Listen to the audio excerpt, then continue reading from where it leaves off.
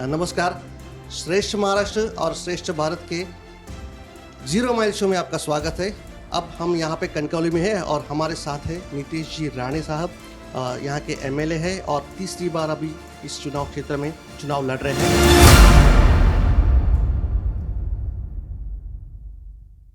नीतीश जी नमस्ते।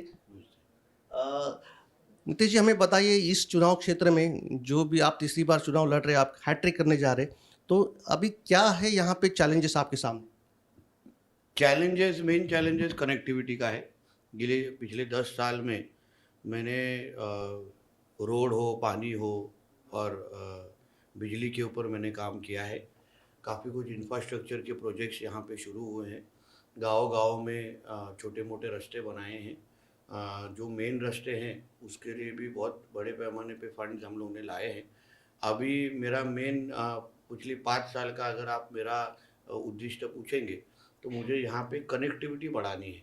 हमारे यहाँ पे थोड़ा हिली एरिया है, जोग्राफिकली हम लोग थोड़ा कॉम्प्लिकेटेड, ऐसे मेरा मतदार संघ है, उसमें से मेरे को अच्छा कनेक्टिविटी मतलब लोगों के लिए अच्छा ब्रॉडबैंड सर्विस देना यहाँ पे, क्योंकि अभी कोरोना के बाद का जो टाइम है उसमें कनेक्टिविटी और फ़ोन नेटवर्क ये सिर्फ अभी एक दूसरे से बात करने के लिए रहा नहीं है, बिजनेस और जॉब अपॉर्चुनिटीज़ के लिए बहुत काफ़ी इम्पोर्टेंट है।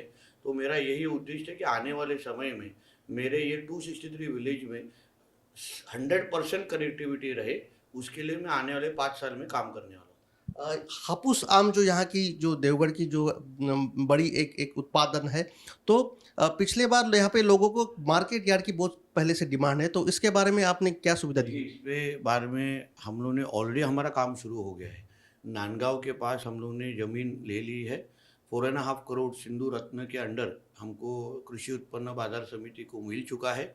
काम ऑलरेडी काम चालू हो गया है, लैंड आइडेंटिफाई हो गया है। अभी मुझे लगता है कि अगले मई तक, मतलब अगला जो आम का और काजू का जब सीज़न चालू हो जाएगा तब तक हमारे खुद का, अभी हमको एपीएमसी, नवी मुंबई के एपीएमसी मार्केट पे डिपेंड होने की ज़रूरत नहीं पड़ेगी। हमारे खुद का एक हमको मार्केट यार्ड हमारे ज़िले में ही, जहाँ रेलवे की लाइन भी है, जहाँ रोड की कनेक्टिविटी अच्छी है, वैसा एक लैंड हम लोग ने आइडेंटिफाई करके जल्दी ही उधर हम लोग काम हमारा शुरू करने वाले हैं। और आने वाले कुछ महीनों में ही, साल में भी नहीं, महीनों में ही सिंधुदुर्ग का खुद का मार्केट यार्ड उपलब्ध होने वाला है। नीतीश जी अब मुझे हमें बताइए कि यहाँ का पर्यटन और यहाँ की जो मत्स्य व्यवसाय है, उसके बारे में क्या सुविधा आपके चुनाव क्षेत्र में है? देखिए, पर्यटन ये हमारी पहचान है। यहाँ हमारा डिस्ट्रिक्ट पर्यटन जिला है, जो राणे साहब ने अपने टेन्योर में डिक्लेयर किया था। अब हमारा उद्देश्य है कि यहाँ अलग अलग प्रोजेक्ट्स लेके आना।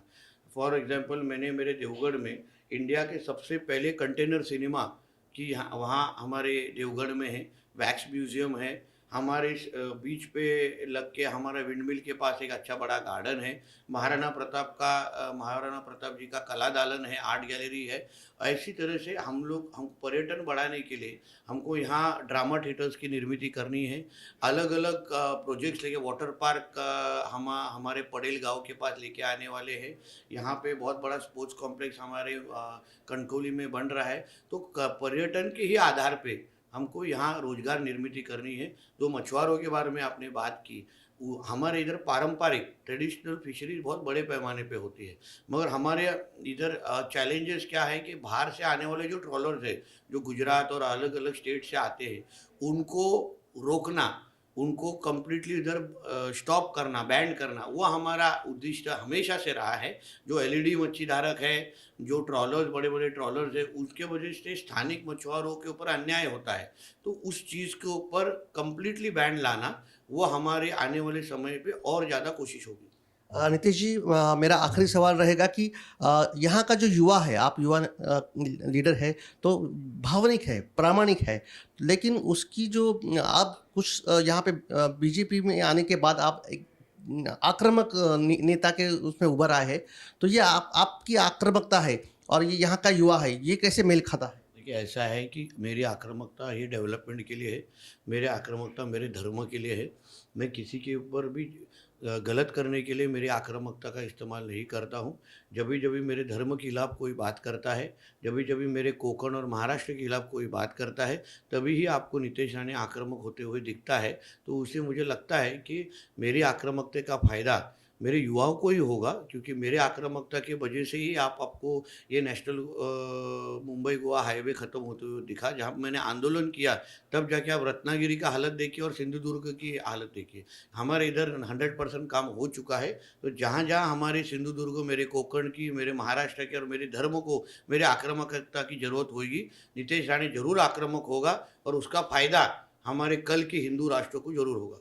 ये आक्रामकता है, ये सकारात्मक है, ऐसे नीतीश जी बता रहे हैं। जीरो माइल शो के लिए पराग पाटिल, श्रेष्ठ भारत और श्रेष्ठ महाराष्ट्र के लिए।